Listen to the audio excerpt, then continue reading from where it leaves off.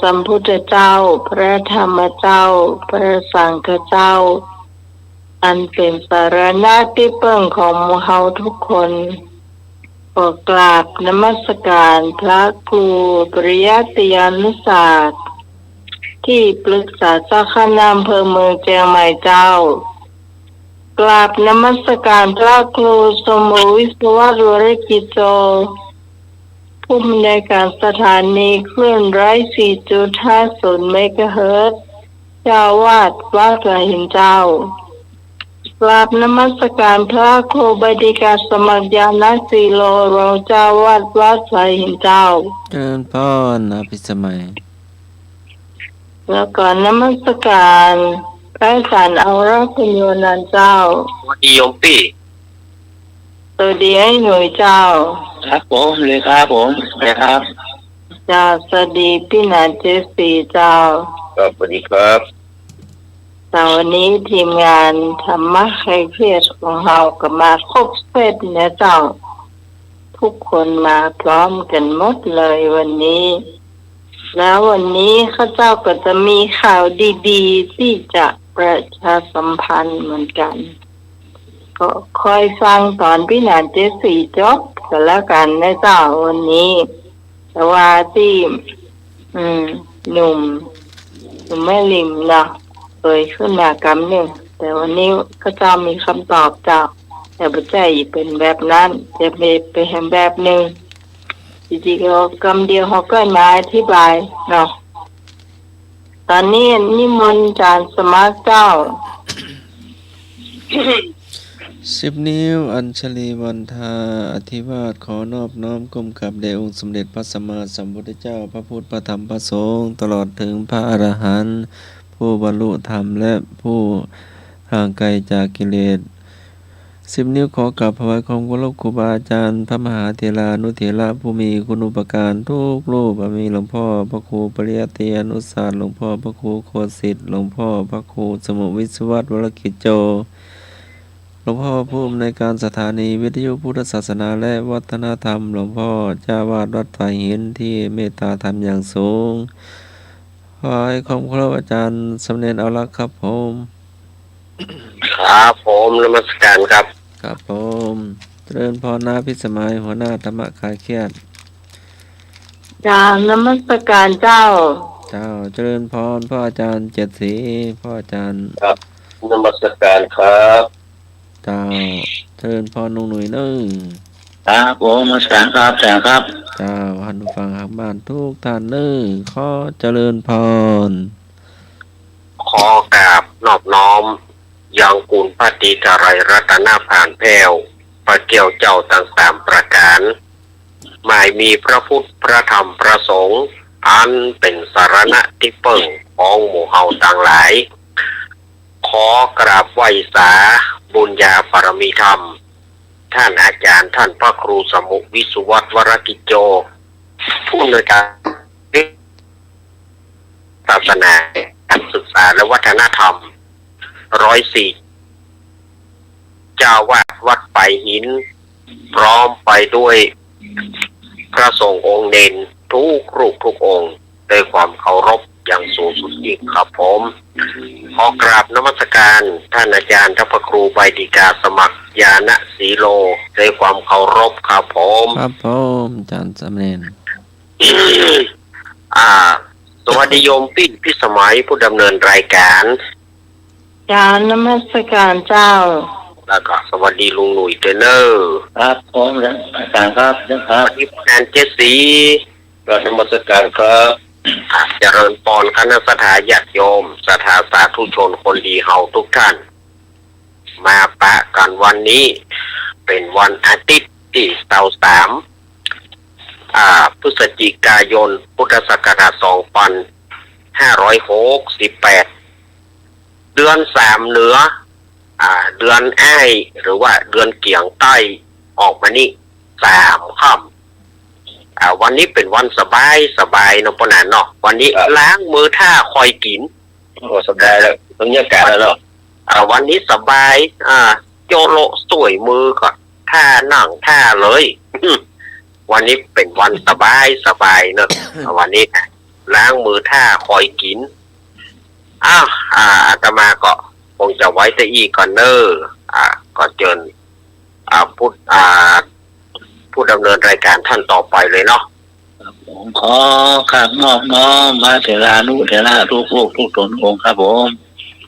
การอาจารย์พระครูสมุวิศวะบรกิจโจครับผมเมตตาเวลาธรรมะกระเชษครับผมอาปัสการอาจารย์พระครูบริการสมาครับผมพ่อลุงหน่วยปัสการอาจารย์เอาละครับผมครับเราเรียนที่สมัยครับจ้าแม่เจสิครับผมครับมาคาเชษทุกท่านทุกคนครับผมครับผมสวัสดีครับครับก็ขอกราบไหว้สาเมตตาปรมีธรรมในท่านพระครูสมุวิสุวัตวรกิจโจผู้อำนวยการสถานีคลื่น 104.50 เมกะเฮิรตซ์เจ้าวัดฝ่ายหินนะครับเอาไปหมดแล้วก็ไหว้สาท่านอาจารย์พระครูใบดิกาสมัครยานสีโลเนอร์พ่ออาจารย์ครับไหว้สาท่านอาจารย์สมณเณรเอารักปัญโยนันท์ครับสวัสดีพ่อแหนครับสวัสดีครับพี่พิสมัยสุริยดลหัวหน้ารายการธรรมะไขเครียดเนอร์จ้าสวัสดีเจ้าครับสวัสดีครับไอ้หนุ่ยสว่างเมฆครับครับผมนี่ครับนางครับผมแล้วก็สวัสดีไปยังบรรดาพี่น้องมิตรรักแฟนรายการขึ้น 104.50 เมกะเฮิรตซ์รายการธรรมะไขเครียดทุกคนทุกท่านนะครับก็เรียนเชิญพี่พิสมัยได้ดำเนินรายการต่อเลยครับเจ้า วันนี้เนี่ยคุณผู้ฟังอยากฟังเพลงไหนขอมาได้ไหมเจ้าตั้งแต่เสาร์อาทิตย์หน้านี้เราจะมีการทายปัญหาเพลงเนอะทายปัญหาเพลงเพื่อเราจะเอาผู้ฟังตึงมดตรงมวลเนี่ยมาเป็นเดี๋ยวก็มาว่ากันพูดนะรายละเอียดเนาะแล้วก็มาบอกตั้งใจจำมาได้เนาะมีหลายเจ้าว่าได้เจ้าว่าดังๆเลยเจ้าลุงนุ้ยถ้าครูอย่างก็ฟังตั้งวันลืมแหมหลายองค์เนาะ2 องค์ถ้าเรียนลากนี่จำได้อันนี้แค่ครูอย่างก็เจ้าใบดีกาสมัครพระมาสการด้วยนะเจ้าลุงนุยก็ว่าให้นุยครับลุงนุยด้วยเจ้าครับดีครับผมนี่ขอฟังเพลงด้วยเนาะครับยายแหลมยายแหลมเพื่อปีที่จิตกำลังอยู่ใต้หน้าหอนี่เนาะครับยายแหลมนี่ล่ะทั้งวิธีไหนตัวเนาะไทยฮ้องเสียงแหวนถ้าจะแงมแต่ครับวาดมันวาดตรงนี้วาดมโนภาพไว้ดีก็ใครคนร้องครับเราฟังนะเจ้าใครห้องครับใครห้องลุงนุ้ยพี่น้องกันซุปเปอร์เป็นคนฟังกันมากเนอะอ๋อครับใครบอกว่าร้องเพลงเนี่ยให้โทรมาฟังไม่สนุกกันนั่งรอกันฟังเหรอแต่เดี๋ยวพี่สมัยจะออกกันหน้าเลยครับก็ยังไงยายแหลมแล้วคันไถกันยายแหลมนี่มันจะมีคันไถแล้วก็ภายหลังมาลำไยไหทองคำเนี่ยต้นฉบับก็คือวงคันไถเอาคันไถนะครับลำไยไม่ชอบพระครูใบดิกาอาจารย์สมัครเสียกี่โลครับผมวันนี้น้องวิจุหมายสุริยดลครับผมจ้าสวัสดีเจ้า สวัสดีลุงหนุ่ยสว่างเมฆครับผม ครับผมเลยครับผมเอกครับ สวัสดีวินันเจ็ดสีครับผม บริการเอกครับ สวัสดีอาจารย์เอานัทปัจจุบันครับผม สวัสดีเอกเนอ พี่น้องพูดเสียงใบตัดเสียงอยู่ในหูคอหมดนะฟังหมดแต่หูอย่างวันนี้ขอฟังเพลงเดินพรมแดนเพลงพูดกันเพลงหนึ่งครับผมชื่อเพลงว่าสามกักสามก๊ก เอาสามโก๊กเนาะ สามกักสามก๊กเพลงพูดครับผม ครับ ครับมอบเสียงทุกสายครับผม ครับ สามโกก ครับตามทุกสายครับผม ครับขอบคุณครับเอกครับผม หลวงพ่อสมรรถภาพง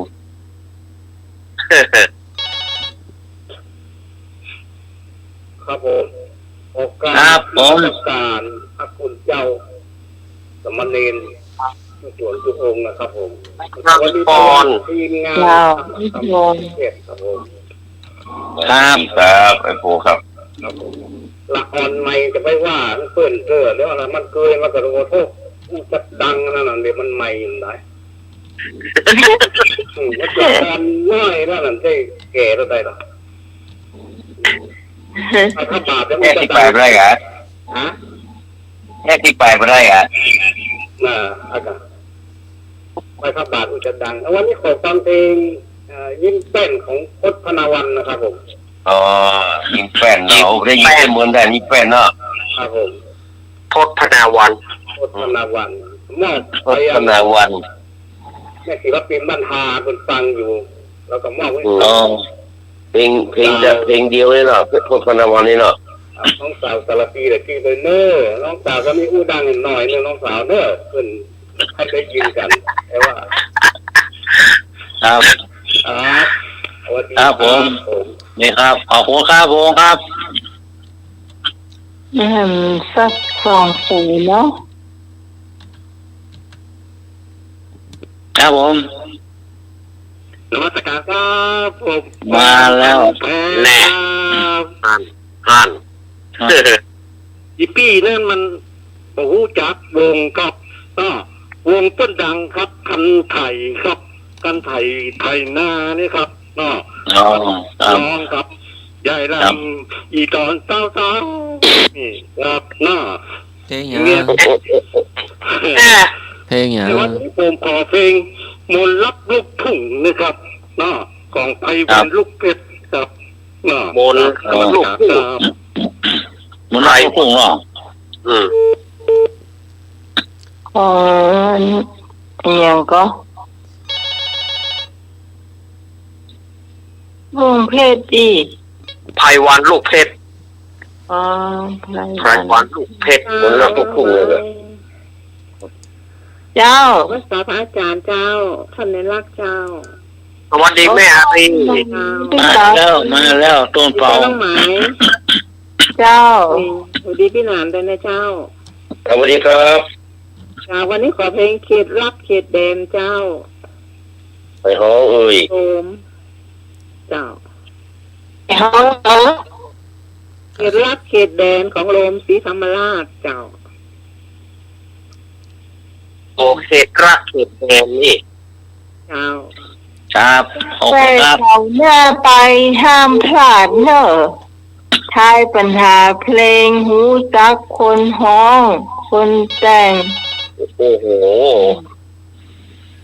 อันนี้จะได้5 คะแนนนะ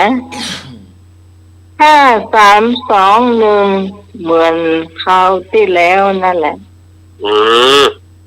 เรามีสปอนเซอร์มาละเดี๋ยวนี้ โอ้โห กำลังชุมสายคู่กันก็ได้มาอยู่ได้ตังค์อยู่ เจ้าสายนี่ อ๋อ ใส่ลูก ไม่ตอบ มาแถมไม่ 053226058 มาตั้งหลังไม่ทันมึงมาใหม่ ไม่ทันมึง สวัสดีเจ้า ครับผม สวัสดีเจ้า โอ้มาแล้วไม่ย่อย กราบนมัสการท่านอาจารย์สมาเจ้า เจิญพร สวัสดีลูกเนนนะเจ้า สวัสดีแม่ สวัสดีไอ้หนูรูปรอเจ้า ครับผมเลยครับ สวัสดีไอ้หนานเจสีเจ้า สวัสดีครับผม สวัสดีไอ้พงเสียงรอเจ้า สวัสดีพี่พรคนงาม สวัสดีน้องกรกมลคนเก่งแล้วก็สวัสดีคนสวยหน้าไม้เจ้า วันลุยลูกรอเชี่ยวเลยซี่เดียวเลยเนี่ย นางฟ้าตาน้ำพึ่งเจ้า ครับครับผม น้ำฟ้าตาน้ำพึ่ง ฟ้าเสียงหวานหน้าไม้ตัวเนื้อเจ้าเป็นพิเศษสูๆเจ้า ขอบคุณเจ้า แล้วก็มอบให้หน่วยหน่อยแล้วก็มอบให้พี่หนานเจสีตัวเนื้อเจ้า ครับขอบคุณครับ เจ้าสวัสดีเจ้า ครับผม วันนี้มาเกี่ยมสอนแล้วเนาะสบายดีแล้วเนาะ เริ่มเปิดเลือดได้เลยอาจารย์สมัคร เพราะว่าหลังไมค์ก็มีเนาะที่ขอมาจาก